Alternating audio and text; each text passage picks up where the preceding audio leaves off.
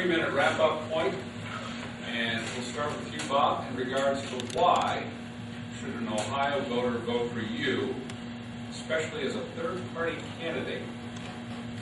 Well, when you're voting for me, you're voting for green values.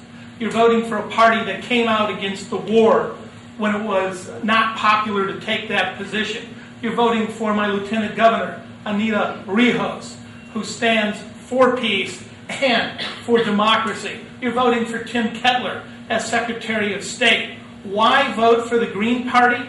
You vote for the Green Party because it's your values, because you take global warming seriously, because you believe that every child in Ohio should be treated fairly, and their education shouldn't depend on whether their parents own a mansion or whether they live in a shack. You vote for the Green Party because you're sending them a message that the war in Iraq is illegal and immoral and it must stop, and that the Green Party is on the record, and that I, as governor, the first act I will take is to issue an order forbidding any deployment of Ohio National Guard into that illegal, unjust war based on the lines. That's why you vote for the Green Party, because we are a party of values, your values, and you want to send them a message, and you want change.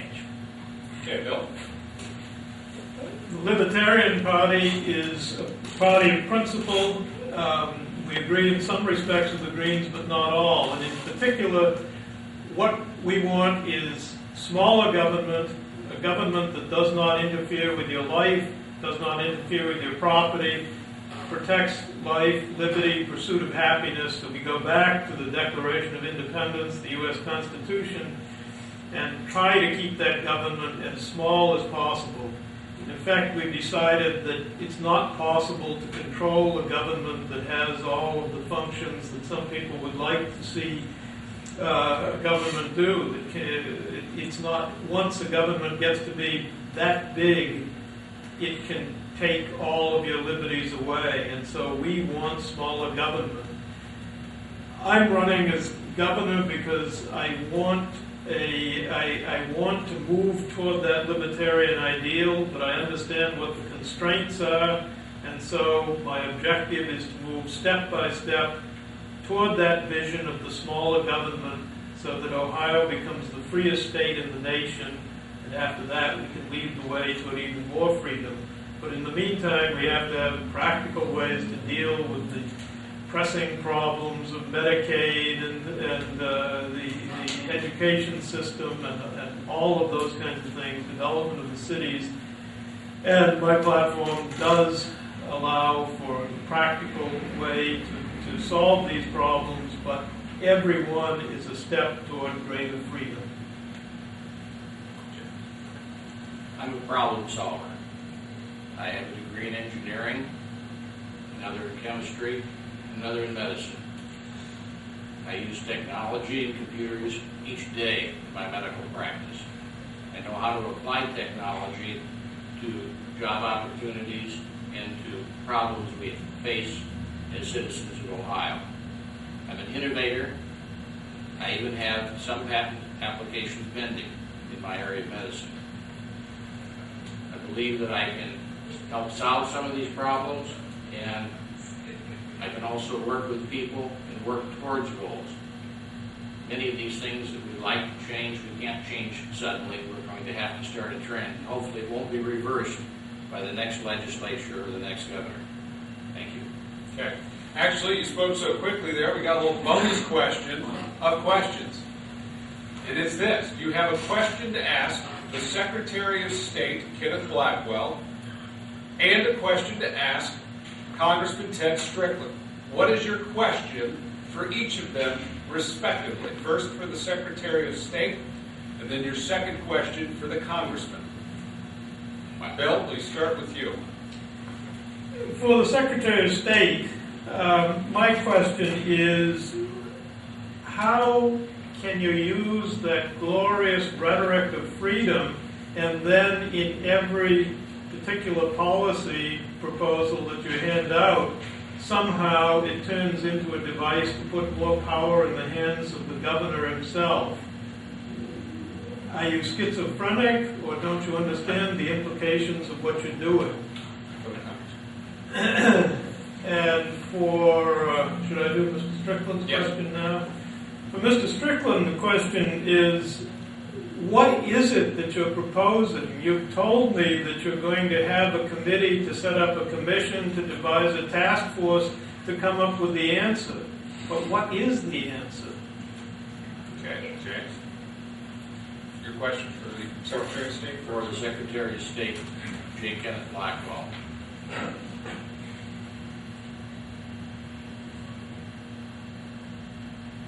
I'll pass on that one. For the Congressman, Mr. Strickland, you've been a congressman for the 6th District, Southeast counties for 6 consecutive terms. Why was the unemployment in Monroe County 12.5% several months ago? What did you do to intervene in the strike with Ormet that displaced 10% of Monroe County from their jobs for 19 months?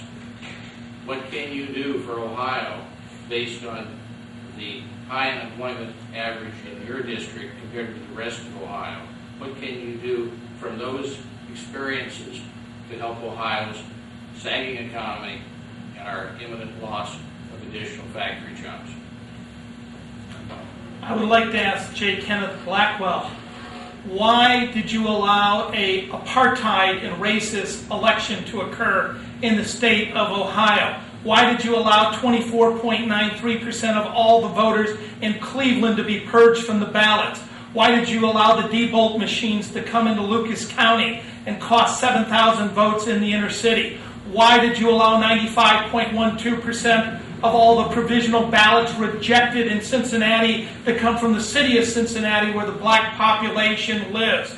Why over and over again have you allowed a system to work against the interest of African Americans? Why did you reject people's registration because of an obscure law that said if it's not on 80 bond unwaxed white cardboard stock, they can't register to vote? Why would you invoke the name of Gandhi and Martin Luther King, who have empowered people, when you are disenfranchising your own people?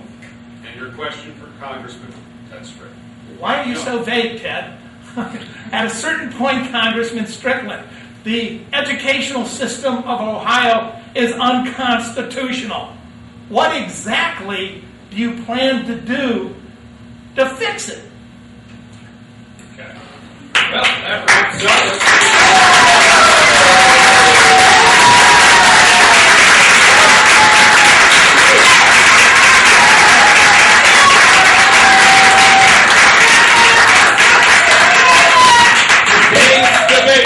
Was sponsored by several groups that are all about sunshine in government, and especially sunshine shining upon the voting process, that it's on paper, that it's out in the open, and it's at the precinct level, and that those who are in the race can be heard.